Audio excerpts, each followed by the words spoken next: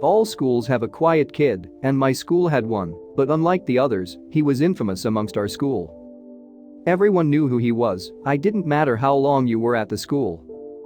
You could just show up, and by the end of the day you would know about him, what he looked like and every rumor you could imagine. He was just a common topic of conversation. His name was Tobias Wilton and he never talked. Ever. No one in the entire school had ever heard him speak, not a word. I always wondered about him. I didn't say anything rude because I didn't have a reason to. He had done nothing wrong, yet there were still rumors, most didn't even make any sense. There was one about how he killed someone and was on trial, so he went to our school, but he had been in my classes through all the years. There was one that he was a Satanist and a witch. There were ones about how he wasn't even human. He didn't talk. Oh well, he was happy.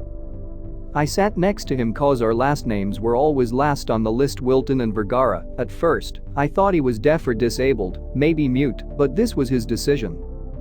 He never paid any attention. In any class he just went around doing his own thing, which was strange because he always had the best grades and never failed a class or even a test. He had the most perfect grades, an A in every class. When he was called on, like most teachers tried, he would just sit there with a blank stare, and when they give up he would just go back to doing his own thing. If I ever went over his house he still didn't speak, not even to his parents. He looked just like his parents. He took after their black hair and pale blue eyes. His father wore suits and dressed fairly formal. He was a businessman. His mother was a lawyer. She always wore nice dressed and was polite. They were your successful family on the outside, but they were not normal. His father was always grumpy and spent most of the time in his room. He'd yell at Tobias sometimes and say stuff like, "And don't you dare talk back." It made me question if he did speak, but it was clear he didn't. His mother was a calm and frail girl. She would fulfill any request like you were going to kill her if she didn't. She always tried to strike up a conversation, and I would talk to her while Tobias just stared at me or his mom. I had always loved Tobias. He might not have talked, but he was really a great person to have around. He made things interesting in a boring little town like ours. Especially where our town was known for children going missing and never being found, except one time the body of a 7-year-old girl was found in a glass box filled with water underground. He loved music and drawing. I had grown adjusted to him not talking and him always having a blank stare. I had only ever seen him smile once. I had never really sensed anything odd about him until it happened. He had power. I had never noticed it until one day when we were in class and he wasn't paying attention like normal, but his pen was spinning and he wasn't touching it. His fingers were just guiding its motions above it. I was only watching out of the corner of my eye, so he didn't notice that I had caught on to his little secret. After that, I slowly started to notice more and more than the average person couldn't do. When he read, like most days, occasionally out of the corner of my eye, I would see the pages turn on their own. He wouldn't lay a finger on the book. I never spoke up about it, in fear that he might get mad at me, but I knew he was doing it with his mind. One time we had a substitute and she took away his phone. He didn't like that. When she came back from lunch she had a piping hot coffee and was just entering the room. Toby walked up and pointed to his phone. When she told him no, he walked back to his seat, but on the way she tripped and spilled the coffee all over herself, leaving brutal third-degree burns in her skin. An ambulance was called and she was sent to the hospital. Toby calmly walked over to her desk and took his phone right off and turned it on as he sat back down. All eyes were on him, but it wasn't like he cared. The class sat in silence, horrified by the images of her burns. Toby just went on as he normally did, and so did I. We didn't care. Well, me and Toby didn't. That was the only time I can remember when I was actually just a tiny bit afraid of him. I never saw that sub again, and no one talked about it unless someone was starting another rumor about him, which was never a surprise. One day, a group of guys approached him, and since my locker was next to his, mine, I heard everything. It was our free period and Toby would hang out in the halls. The guys approached him and started to talk to him, trying to get him to speak.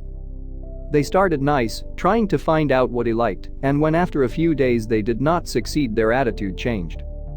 They started to be mean, making snarky and embarrassing comments, but no matter how red-faced and embarrassed he got, he still wouldn't say a word. They had become furious and you could tell they wanted to pummel him into the ground. I was fearful for him, and I worried about the day in which they would snap, because I knew he was just a frail teenage boy, and I wasn't the strongest, but he lacked to show any sort of emotion. He just kept the blank stare he always wore. Almost as if it didn't matter to him, he still felt superior. May 7th. That was the day that it happened. I and Toby were sitting on the floor as usual during our passing period. Normally the guys didn't show up until 5 minutes after the bell. They were already here. "Hey, you." One of them called and started to charge towards him. I jumped in front of him, I don't know why, but I did. We felt like friends. I collided with the other boy's body, and Tobias backed up as I hit the ground. The two other boys rushed up and around him to try and get to Toby. As fast I could manage, I got up from under the other kid, and they already had Toby on the ground. They stood around him and I tried to get to him, but the other boy pulled me back by my t-shirt collar. He whipped me back and took my place, helping the other boys destroy Toby's body, only in an attempt to make him speak. He wasn't letting out a sound, he just kept silent.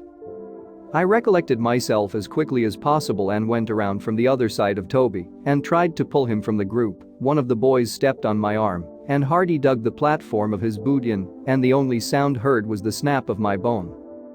He kicked me out and went back to kicking and punching the frail boy. A girl walked out into the hallway, now the sound being the small whimper of "oh my god" in a quiet, frail voice.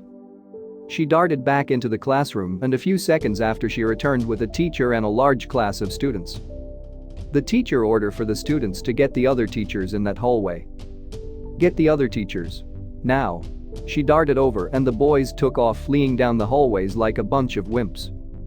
They couldn't hide, now they had at least 50 different witnesses. The teacher chased after them and I crawled over to Toby, who was just ever so slightly conscious. "Tobias, listen to me, I'm so sorry I let this happen." And that's when it hit me, the uttermost shock. "It's okay," Tobias spoke in a deep monotone voice and fell unconscious. Later on, the only thing I remember was waking up in the hospital with a cast on my arm. Tobias was in the bed beside me, he was awake.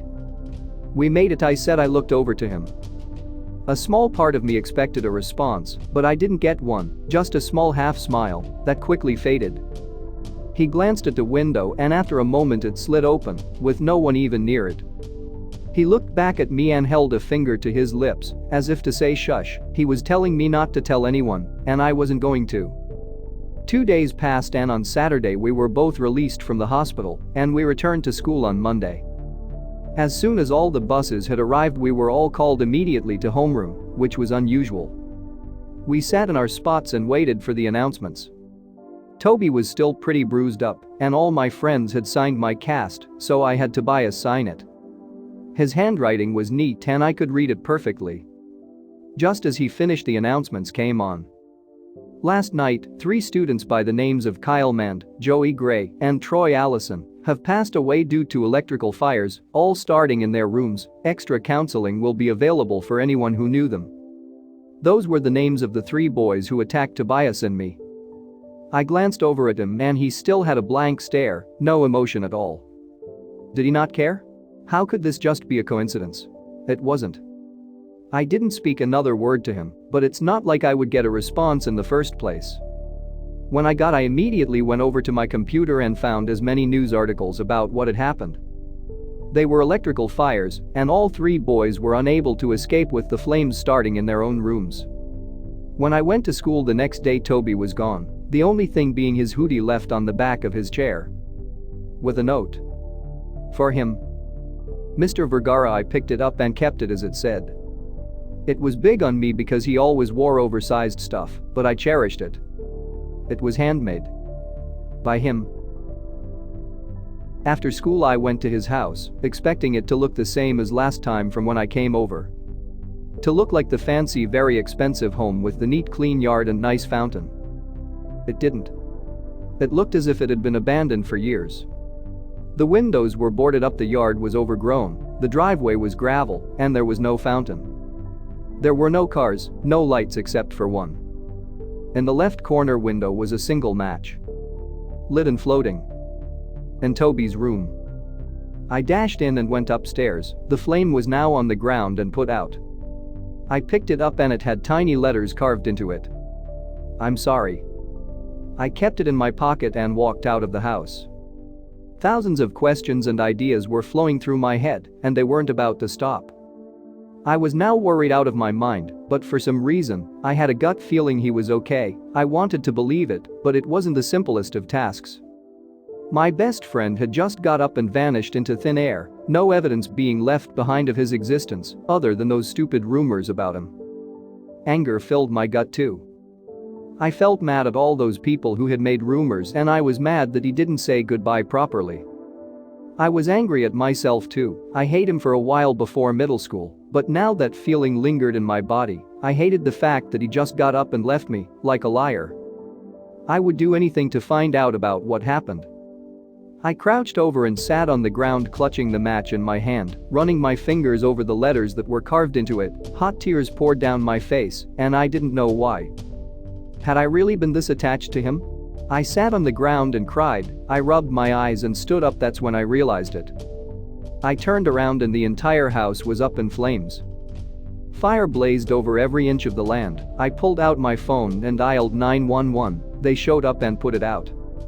"Hey boy." One of the men called out to me. I looked up, my face tear-stained, and mumbled a rough yes. "Why did you come to this house? Did you see the flames from a distance?" he asked. "No.